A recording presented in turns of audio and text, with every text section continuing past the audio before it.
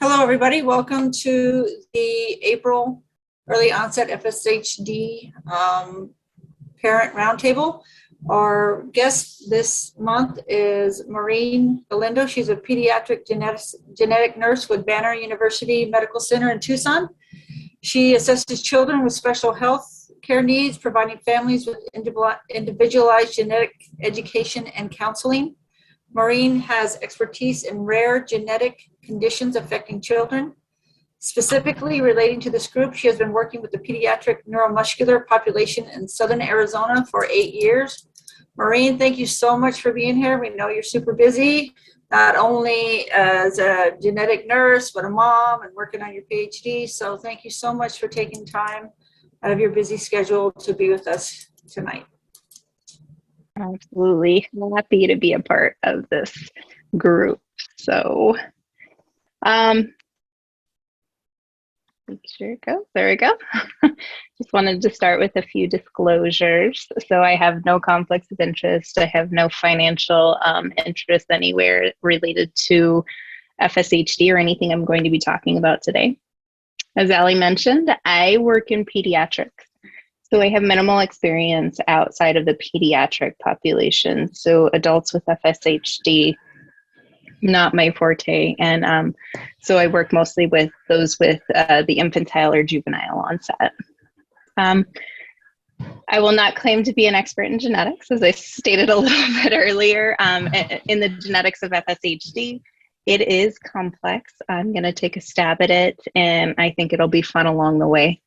Wanted to let everyone here know, please interrupt, make this interactive. I have a couple slides where I'm going to be asking you questions, asking you to participate, but if there's something you want more clarification about, please just interrupt me. Don't hesitate. Ask questions. So I just wanted to start with some basic genetics. So if we think about the DNA inside the cells of our body, it's lined up on chromosomes. And so we have pairs of chromosomes, the largest being 1, the smallest being 21, the 20s down here. And we have a pair. You get one from mom and one from dad. So you have your sex chromosomes. Girls have an X and an X. So 2 of these. Boys have an X and this little tiny one, a Y. So I wanted to point this out. So across these chromosomes, you have all of your genes. We're going to be spending some time talking about genes today, and we're focusing mostly on chromosome 4. Over here. Specifically, when we look at our chromosomes, you have usually a restriction somewhere in the chromosome, and you have a short arm, which is your P arm, and a Q arm, which is your long arm. So the area of chromosome 4 we're going to be focusing on is it band right down here, 35.2, the very, very tip of the long arm of chromosome 4. It's where we're going to be spending most of our time today. When we think about how our DNA works every day, here we have kind of the silhouette of a chromosome. In the DNA, the strands of DNA are actually tightly wound into this chromosome. It's a really dense, kind of squashed up bit of DNA. So they're wrapped around what we call histones. And then if you keep unraveling the DNA, you'll eventually get to a strand of DNA. And if you remember back to high school biology, each one of these lines represents kind of a nucleotide pair. And the letters of our genome are A, C, T, and G. So each one of these strands would be of one of those letters. So the DNA, as it functions, we have genes, which you could kind of consider this blue part a gene. And then we have a lot of DNA that is outside of genes. The genes code for proteins. So when we take a gene, and we have tools inside our body that are going to take a gene and we're going to transcribe it. And that's transcribed into mRNA. And then this mRNA, there are a different set of tools that take this mRNA and translate it into a protein. Just an idea. Some of our genes are turned on and off. Some of our genes are only turned on at certain times in development, and then you never see them again. And some of our genes we use every single day to respond to our environment. So the different types of genetic changes that can cause disease, there's several. In the simplest form, switching a letter, one of these letters, an A, C, T, or G, switching one to a different letter at a single position, a single nucleotide variant, that's what a SNV is. This alone can cause that gene to not function properly and can cause disease. Other types of changes, you can have small insertions or deletions, indels as we call them. And these are just a few nucleotides that are either deleted, or you can have a few nucleotides inserted. You can have large changes. So this again is a silhouette of a chromosome, where you can have huge pieces of the chromosome missing, or pieces of a chromosome that might contain several genes that are duplicated. You can have several other structural changes, like a piece of the chromosome is flipped around, or you can have a piece of a chromosome that is attached to another piece, or even swaps or exchanges material with another piece of a chromosome. And these are more traditional genetic changes that we see. Oftentimes, this alone might be the single cause to a disease, and it has a one-to-one relationship. The other types of changes that we can see that change the way our DNA is transcribed, so turning from DNA to RNA, you can have different modifications of that DNA. So in order for the DNA to be transcribed, it has to be available. It has to be open. So you can see here that this DNA is tightly wrapped around these histones. And so if it's tightly wrapped around this histone, the tool can't get in there to transcribe that DNA or turn that DNA into RNA. So this would be a modification, that the DNA is spelled correctly. All the DNA is there. It's not missing or duplicated, but it's just not available. So this is another mechanism where if you're not able to transcribe the DNA, it's off. If it's available and open, then it's what we consider turned on. And this is at the larger strand DNA. There's another similar modification. Even when we have that strand of DNA that's open and not wrapped around a histone, where you can have these molecules that are attached to the DNA that again prevent transcription. And this is DNA methylation. So these are two other changes that can happen that affect the way the genes are transcribed, but again, they're not a mutation. These are in a category of epigenetic changes. You may have heard that term before. So the take home is FSHD is caused by an increased amount of this protein called DUX4. So DUX4 is a little bit unique, even though it is related to FSHD, it's indirectly the cause. So DUX4 is a transcription factor. It means it's a signal protein that goes to other places in the genome and turns on other genes. And these other genes being turned on are the ones that actually promote the muscle breakdown and the inflammation. So it's indirectly the cause of FSHD. So when we're considering a genetic diagnosis of FSHD, there's a lot that goes into that. So I'm going to talk about 4 things, and then we're going to run through some different mutations together, and we're going to decide if they might cause FSHD or not. So the very first thing we look at is chromatin accessibility. So is this DNA wrapped tightly around this histone and not available for transcription? If it is open and available, then it would have a loose chromatin structure. If it's tightly bound, it'll have a tight chromatin structure. The second thing we need to consider is this methylation we talked about. You can either have many of these molecules bound to the DNA, again, kind of turning off that gene, not allowing it to be transcribed, or you can have less of these methylation molecules. The third thing, we hear a little bit about this. There is a single nucleotide variant involved that we need to consider. And this is a change that goes into deciding if an allele is permissive or non-permissive. So I'm sure you've heard about this. So going back to this picture, when you take the strand of DNA and turn it into mRNA, there's this piece on the end that it's called a poly-A tail, a polyadenylated tail, and this has to be here for this mRNA to be stable. And so this has to be on the mRNA molecule for it to turn into a protein. So this permissive allele, 4A, as it's usually referred to, stabilizes this mRNA, and it allows this DUX4 mRNA to turn into the protein, the transcription factor. Whereas the non-permissive, the 4B allele, has a single nucleotide variant that disrupts this poly-A tail. So then that leads to this mRNA degrading, and then you don't make the DUX4 protein. That's the third thing that needs to be considered when we're talking about FSHD. Was that, somebody have a question? And then the last thing we're going to talk about is a deletion.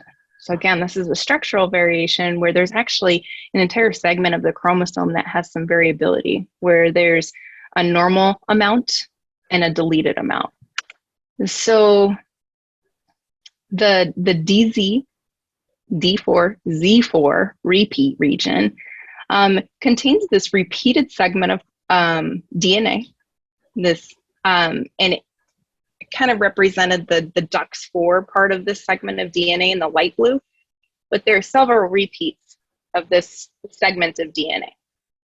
So considered a normal allele would be anywhere between 11 and I think it's about 150 of these repeats would be considered normal, whereas a deletion would be about anywhere between 1 to 10. Sorry if you guys can't see me. See that? Can you guys see the pictures on the side? I don't want to interrupt the slides. Let me make this a little bit smaller. You guys will just have to talk really loud if you, or maybe if I do it across the top, maybe that's okay.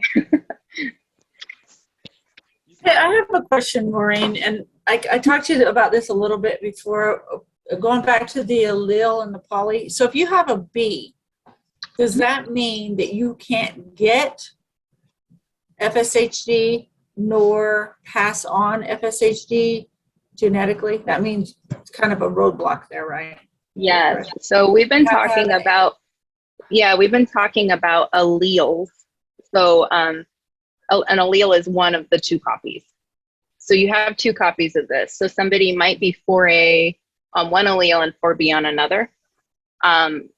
So if you're that configuration, you pass on half of your DNA when you have children. So if you could pass on either or. Now, if a parent or an individual has two 4B alleles, then no, they would not have FSHD and they wouldn't pass on a permissive allele. So that's what we can say here. So you'd have to have it in both, to be in both. And my other question is, for methylation, the normal testing that they do for FSHD, do they test methylation in that as well? Not always. So there's several different types of tests that are available. If you have the deletion, then at that point, they may reflex or move on to the methylation testing. If you don't have the deletion, but you have symptoms, that's another indication that you might move on to methylation testing. But usually the first step is to look for that deletion. June, do you know with the testing that the FSHD Society is, the initiative, do they test methylation as well? Do you know? I don't. I have to look it up. Yeah. June, did you have a response? Oh, you're muted. I don't believe that the Perkin-Elmer test looks at methylation. And I think the University of Iowa may have the ability to do that, but they may not do it routinely. They may do it in ambiguous cases. But I'm not 100% sure about that. I think Perkin-Elmer is using the newer technology called optical mapping. Yeah, where they can identify this deletion. Yeah, I'm unsure if they would reflex to methylation testing. Thank So let's look at this region and put it all together. So these are some graphics that were borrowed from Dr. Jones, who I know is very involved with the FSHD community. So again, you can kind of see in the background the D4, Z4 repeat units, these blue triangles. And then you have some other graphics on top that represent the other modifications that we were talking about. So a less relaxed chromatin would be a tight chromatin, a more relaxed chromatin, a loose chromatin, and then the methylation, so those markers that are attached to the strand of DNA. Black meaning hypermethylated, meaning not being transcribed, and the yellow being hypomethylated, so open a little bit more for transcription.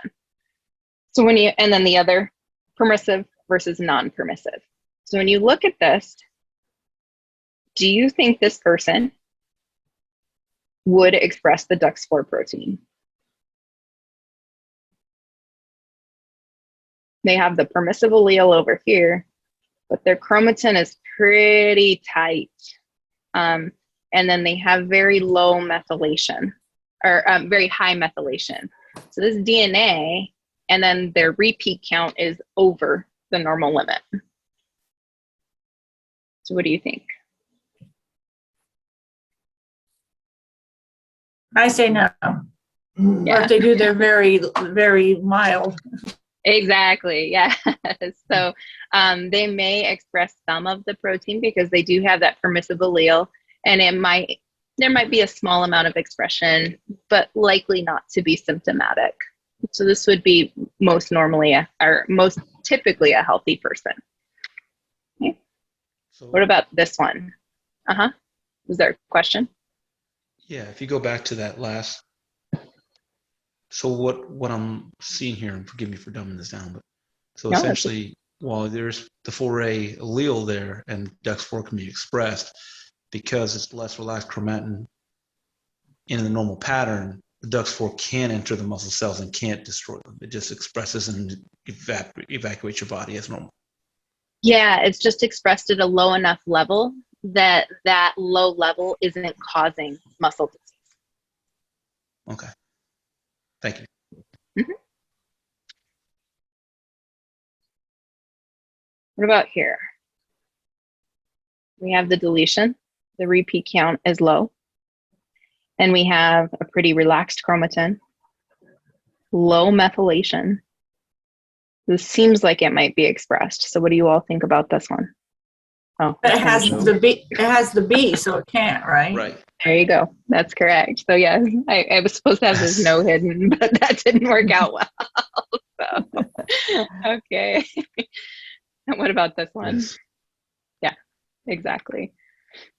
And so this is what we typically see in FSHD1.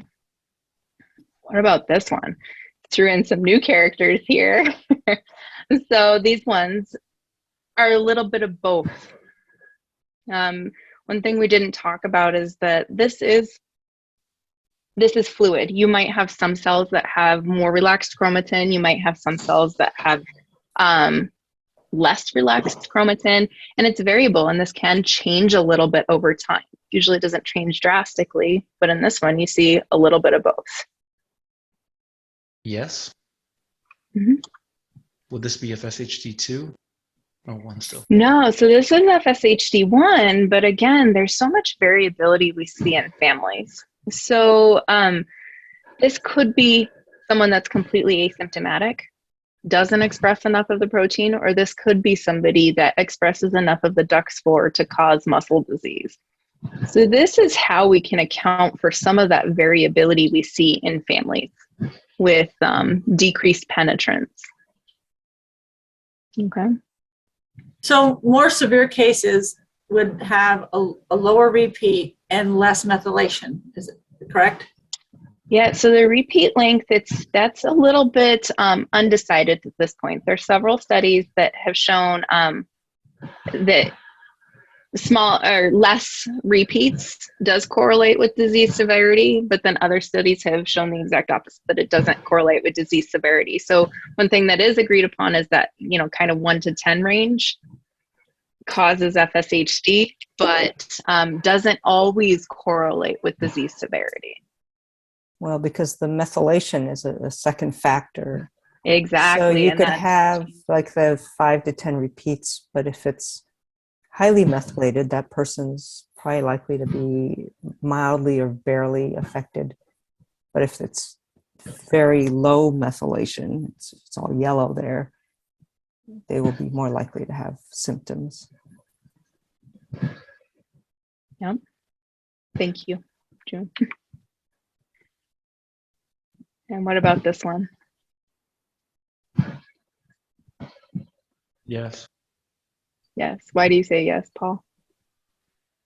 You've got the more relaxed chromatin, you've got the 4A, and then you've also got the hypomethylated CpG, so they're open to it. So not only do you express the DUX4 and you're prone to it, you've got the ability for it to get into the muscle and cause deterioration of the muscle cells, and then you've got the repeat is in the 8 to 10 range, high range, because you're over 10. Yeah. So this one, you're absolutely right for all the right reasons. So this doesn't have the deletion, but it has all of the DNAs accessible, and you have the permissive allele. So yes, you can express the DUX4 protein. And so this is what we see in FSHD2. And the reason that the DNA is available is actually due to genetic changes in a couple other genes. I think there's a third gene that I don't have put on here that are on completely different chromosomes, not on chromosome 4. But changes in these genes, usually spelling mistakes in these genes, cause that area of the chromosome to be more accessible. So when it is more accessible for transcription and you have this permissive allele, then you're going to express the DUX4 protein. The deletion doesn't matter in this case and is irrelevant. You could have a deleted allele, but you can also have a typical size allele. So going back to this here, so in the fact that you don't have the deletion, is that an indication in FSHD2 why, because I say that because my son has FSHD2, so is that an indication why it typically doesn't show up till later stages in life in FSHD2? Because you have the repeat chromosome, am I saying that right? The repeat is there, there's no deletion of it, so you don't see the initial, maybe not until later in life, so that's where it's extremely expressed and then it gets absorbed, muscle deterioration, because the normal repeat is there. Yes. So we were talking about how the first line test is often just looking for that deletion. So if there was an indication to do FSHD testing and the deletion wasn't there, then yes, some diagnostic pathways might lead you to other conditions before maybe circling back and looking at those other genes that might cause these changes in methylation or chromatin accessibility. So this would be so that would be why you potentially could get the testing if you were an FSHD2 patient, be ruled out initially, and then in further testing come back and be diagnosed with FSHD2. Correct. Yes. Okay, because you didn't have the deletion, so you didn't look for that in the initial one. Okay, thank you. So FSHD1 is inherited in a dominant manner. We're talking about the earlier onset forms. Every study varies quite a bit. Some of these mutations are de novo or new in the child, and the studies range anywhere from 15% to 76% of the children with FSHD having inherited it from a parent versus having just a spontaneous or new change in them. But in an individual with FSHD1 that is affected, usually it is one allele that is causing the condition, and one of the alleles are normal. So again, when you have children, you pass on half of your DNA. If you pass on that affected allele, that child would be affected, versus the other allele, the child would not be affected over here. And that's assuming that the other parent is also unaffected. Now, even in an affected child, we kind of touched on it earlier, severity can differ. You can have a child that's more severely affected or less severely affected. So there's a lot of variability. And you can sometimes diagnose a child and then trace back to the parents and find out that they may be affected and asymptomatic or have very mild symptoms. FSHD too, it's a little bit more complex, but we've kind of touched on it. So it's what we call digenic inheritance, meaning that there's two different places we need to consider in the chromosomes in order to have the condition. If we look here, say, you know, this could be either of any of the three genes that cause this kind of open accessibility. This is the genotype of one parent, so a normal one and a mutated copy in one parent, and two normal copies in the other parent. And the other thing we can consider is the permissive allele. So here we have two non-permissive alleles in this parent, and a permissive and a non-permissive. So with two non-permissive alleles, even with this SMCHD1 mutation, is this individual affected? No. Nope. Probably not. And what about over here? So in mom here, we have two normal copies of the SMCHD1. And here we have a permissive allele and a non-permissive allele. Is this person affected? No. Or asymptomatic. Likely not. Yes. Likely not. I mean, there's a possibility depending on the other factors involved with this permissive allele, but in this case, we'll say not affected. And this is not all of the possibilities. I just gave you 4 possibilities here, but you can kind of run through it again. You'll inherit, these are inherited completely separately. You know, this gene, the SMCHD1 gene, is not tied to chromosome 4 over here where these permissive kind of allele variants are located. So that's why you can get 16 different variations of inheritance from these parents. I just gave you some examples. This would be, this genotype is like dad's, unaffected. This genotype has 2 4B alleles, unaffected. This genotype is like mom and likely unaffected. But this genotype with mom's permissive allele and dad's mutation, this person would be affected. That's crazy. That's crazy. The treatments.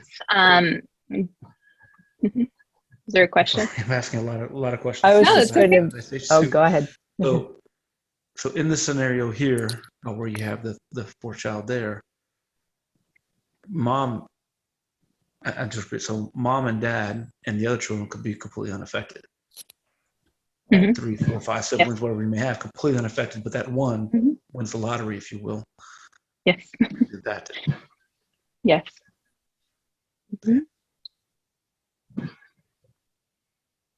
My daughter also was tested genetically for the type 2. And so this is really interesting seeing it like this, because I've heard the genetic doctor who hasn't clinically diagnosed. Some of you might know I'm really frustrated about that, but I love seeing it on this and seeing kind of starting to understand things, because it is so rare. And even though she's not showing a lot of symptoms, she's still showing pretty strong symptoms. And so my question is with this FSHD2, what, as you know, with these genetic tests, do you normally see people with the type 2 coming in onset, like my daughter's 2, John or Paul, sorry, I didn't know, I didn't get on here fast enough, but I didn't catch how old your son was, or your child. But just with the genetic testing, does most people with FSH2 come in later on? Or, that way? I'm not the medical doctor here, but I can tell you from the talks, what we've been told and what we heard my wife and I is typically it's not, especially FSH2 is not diagnosed till later, because it's hard to get to. And that's why I was asking those questions earlier about, so you get tested and screened out, because we did get tested originally and trying to find out what's going on with my son. So was diagnosed at 6, but we were chasing it down since he was about 2. And now he's 9, and he's very minimal symptoms other than the ones that he does have. But we're fortunate right now, and we hope that continues. But what we found is that they don't know yet if there will be larger increased symptoms, or if there will never be. We found people that are older and didn't find out till their late teens that they had it and they were diagnosed with it. Found people in their 30s and 40s that were diagnosed then. But the wonderful thing is these people doing this work right here, and this society getting this. I mean, just like you said, being able to see this here is something I've not been able to find through the internet, scoring through all that stuff. So this is amazing. So thank the team for putting this together and showing this to be able to see this. But it's just interesting. And Maureen, this is the best explanation of FSHD2 I've seen. It's a great job. Okay. So definitely. I have seen some interesting things with FSHD in a testing setting that I should probably mention because I see it a lot. The deletion testing for, the typical one I'm talking about is actually not easily accessible for many providers. Now, I understand now there's a sponsored test, but historically it's actually been difficult to get insurances to pay for. So sometimes you see these genes that cause, FSHD2 stuck onto multi-gene panels that a provider might do for muscular dystrophies. They suspect the child has a muscular dystrophy, and they might send out one of these gene panels because those are easy to get. And they'll see FSHD on that panel because these other genes are on the panel. And they'll do that testing. And when the testing comes back normal, incorrectly say that the child does not have FSHD because they think they ruled it out. But they didn't actually do the testing. So the deletion is seen in about 95% of individuals with FSHD. So FSHD1 is 95% and FSHD2 is only about 5%. So what they've done is they've ruled out 5% of the causes of FSHD, but not the majority. So I see that mistake made frequently. So it's just something to be aware of. I also, Maureen, real quick, a question about the mutation. Our genetic doctor said something, the reason why he didn't want to do that is because of the mutation. And I guess I didn't really understand, it says normal, and then I just didn't understand the two different, this graphic is really awesome, by the way. I'm it really does help you understand, from someone who has no idea what that means. So if you could just kind of go over what that means, the mutation of that gene, and why, does that I don't know if that makes sense I might have missed it, and I apologize if I did, but that's okay. It's really interesting to know what that means, that mutation of. Yeah. So the reason it's difficult to get the testing, the methodology we use that's easily accessible and offered by most commercial companies is something called short read next-gen sequencing. And they can't look at the copy numbers or, the range, the size of these D4Z4 repeats in here, these repeat units, because they're so similar that this testing technique just fails at looking at that. So you have to have a very specific mechanism where you basically chop out this DNA and do what's called a Southern blot and run it out on a gel to look at the size. And depending on if there's a deletion or not, you can tell by the bands on the gel. So it's a very specific testing technique that is super simple, but many commercial companies have stopped offering it. So we had to pay a lot. What's easy to look at, these genes, the sequence of these genes are really easy to look at. So again, you'll see these genes thrown on these neuromuscular panels, and then the neuromuscular panel will tout that it has FSHD genes. So again, somebody might look at the sequence and say, oh, these sequences are normal on these genes, and say, oh, this child doesn't have FSHD, when they really didn't look at what they needed to look at. So companies like PerkinElmer, that I know that FSHD Society, I think, is working with, have a newer technique that instead of using the gels, they have something called optical mapping that can actually stretch out the chromosome and look at it and determine if there's how many of those repeats are in the chromosome. So there are some newer techniques that are becoming available, more readily accessible, that should replace, I shouldn't say replace, there's still a place for Southern blot, but that need to be, I guess it's more of a physician education thing. We just need to know what we're ruling out with what tests we're ordering. So Yeah, if I can jump in a little on this, I think when most people, I don't know if you remember in high school biology, you learned about like Gregor Mendel's peas and the colors being controlled by genes. You get pink flowers or white flowers, and the change in the gene that determines the color of the flower is just a change in the letter in the gene, the spelling of the gene, basically. And most of these, like the neuromuscular panel that looks for mutations for a lot of neuromuscular diseases, it's like a spell check. It's looking for typos in the genetic code. And so FSHD2 is associated with a typo in the genetic code. Of course, that leaves out, they don't look at the chromosome 4 poly A, the allele, so it's not exactly definitive, but they're basically, think of that as using spell check on your genome. But FSHD type 1, there's no typos. It's like you have a huge book of words, and instead of having spelling errors, you're missing, let's say, all the word the, on a certain page. And you would never find that if you ran a spell check, right? Because there's no spelling errors. You need to do a different kind of analysis. You need to say, we know on this page there's supposed to be 50 these, and you have to go and count them, and there's only 20, then that person has a risk of the disease. That's kind of, I don't know if that's a helpful analogy, but so most, doctors are familiar with the typo type of genetic disease. They're much less familiar with the type where there's just whole words missing.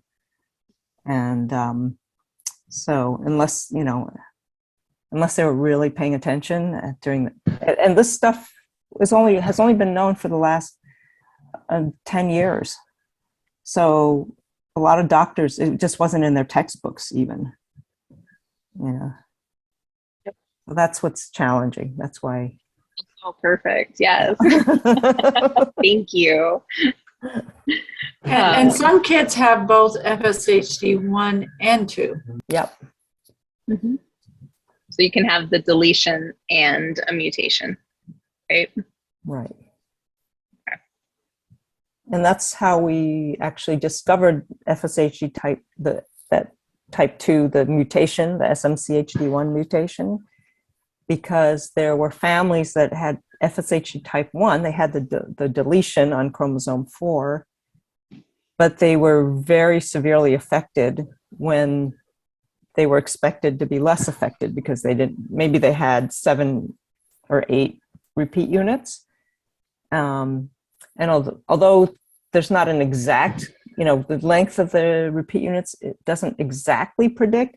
There's a rough association. It's like, if you looked at 100 people, you could kind of say, these people are going to be likely to be less affected than these people have the short, or I'd say it's a large deletion, the short D4Z4 repeats. But not everyone, there's always outliers. And that's because there are things like this SMCHD1 gene that can come along and what it does is it causes that region of the gene to be hypomethylated, so it's yellow, it doesn't have enough methylation.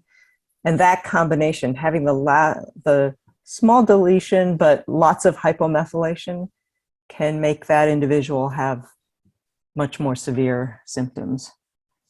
And that's actually how the FSHD2 that gene was discovered, because of its effect in an FSHD1 family.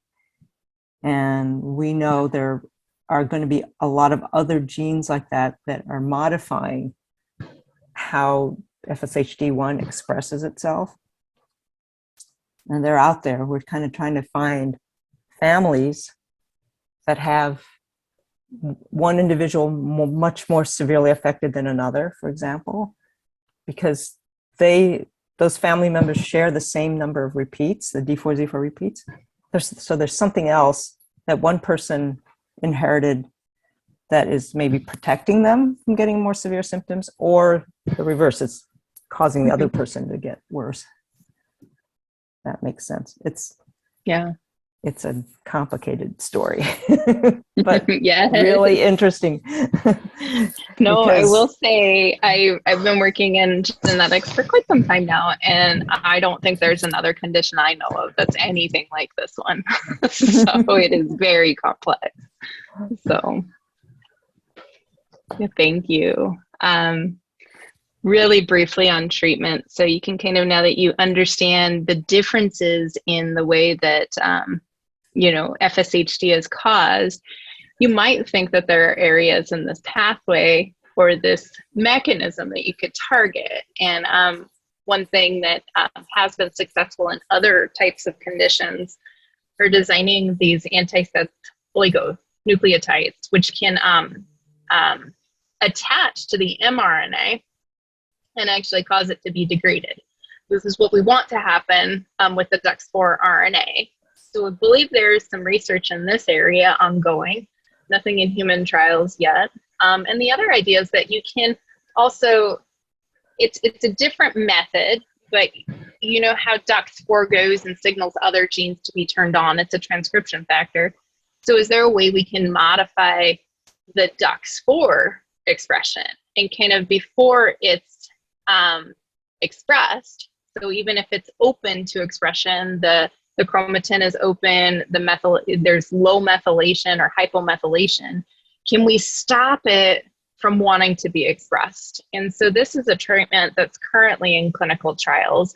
It's trying to reduce the signals for DUX4 expression. That's really all I had today, but it's been a good conversation.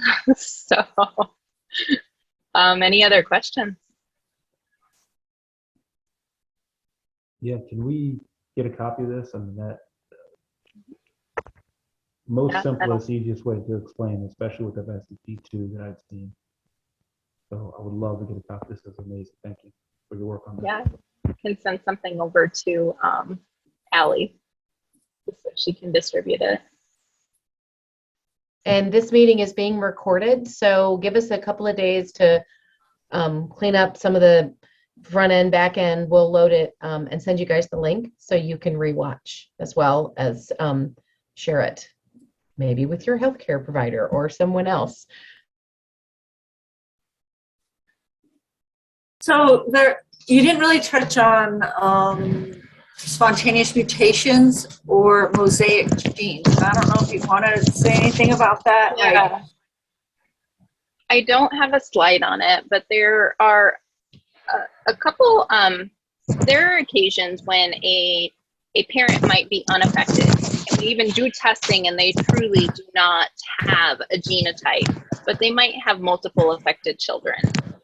So there's a phenomenon called germline mosaicism, where there can be a de novo change in an individual that occurs only in their germ cells.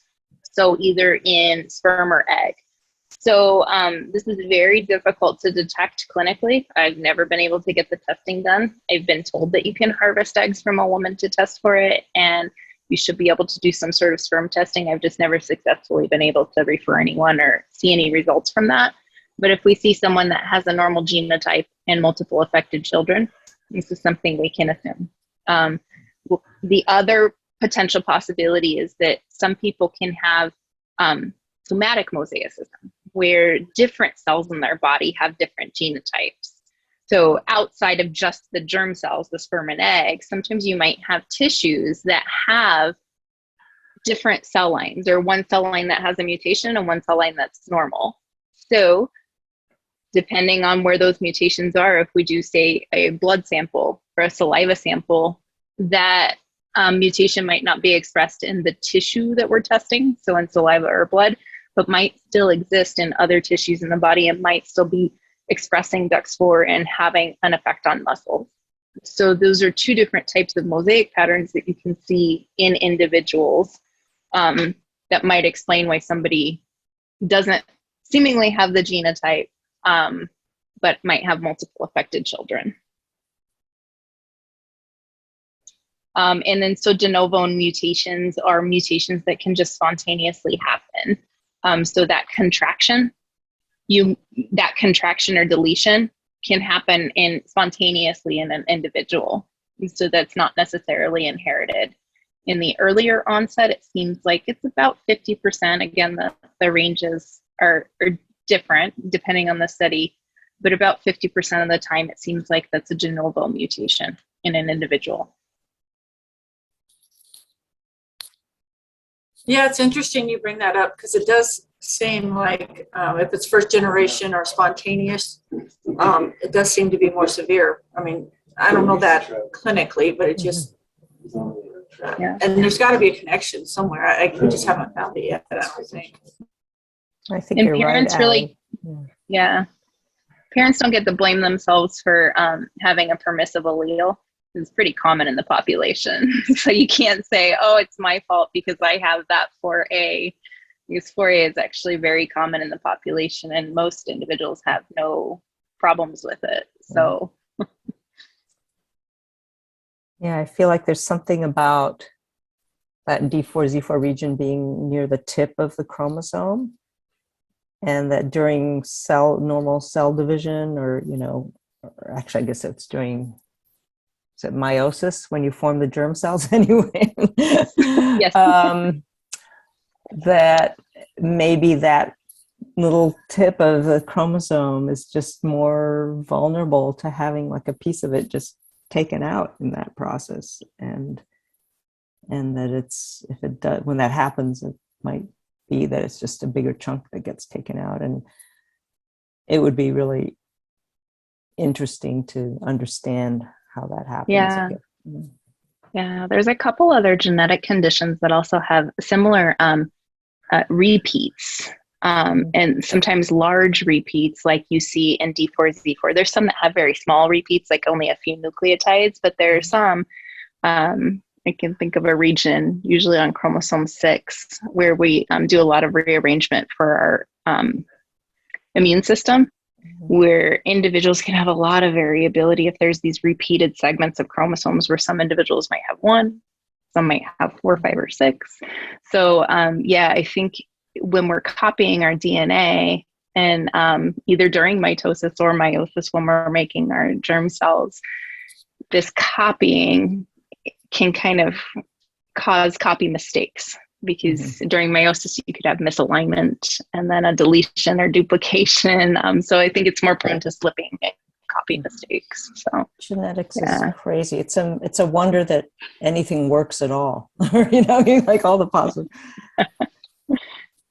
Oh, go ahead. No, go ahead. Oh, I was just going to say, I don't know if you had a chance to talk about what the actual biological function of DUX4 is, but when I learned about FSHD 10 years ago, when I joined the society, nobody knew. It was considered like just some weird garbage DNA that was left behind by evolution, and was locked down because it was, and when it's unlocked, and because of the mechanism keeping it locked down gets broken one way or another, it's toxic. But it didn't have any function, or in the adult, generally speaking. So it's only in the last maybe 5 years that people working on human development, how the human egg forms into a human being, they discovered that DUX4 is one of the very first genes that gets turned on after the egg is fertilized, like on day 2. And it seems to be like this master gene that unlocks all these other genes. That it's like, if you think of your biology or a cell as like a program, it sets the program in motion to form the whole person eventually. 9 months later, you get a baby. So, which is amazing. I mean, that's like, this is not just some random weird gene. It's like one of the most important genes in biology. And it's on for like 24 hours or 48 hours, and then it gets shut down. And the reason it gets shut down is because you don't want all this stuff to be going on all the time. It sets stuff in motion, and then you have to shut that, master gene down. And so what's happening in FSHD is that master gene comes out when it's not supposed to. Who knows why? It's only in muscle or something there that interacts with it, and that's why it's toxic to muscle. It kind of sets all the genes kind of amok, and that's not a good thing when you're already a formed muscle cell. So I just thought that was fascinating, So We still don't know. So we're at about an hour. Does anybody have any other pressing questions for Maureen? I know she's busy and she has small children. We want to let her go. I have a couple things that I just want to pass on to the parents. But does anybody else have any last questions for her before she goes? Thank you so much. I can't thank you enough. This was a great presentation. Thank you. I understand. Like, I think I understand it, and then I don't. And you broke it down in such a beautiful way, and I understand it so much better. And I thank you so much for taking your time for doing this for us and educating us. Thank you. Thank you so much. Absolutely. You guys all have a great night. Thank you. Thank you. thank you. Bye.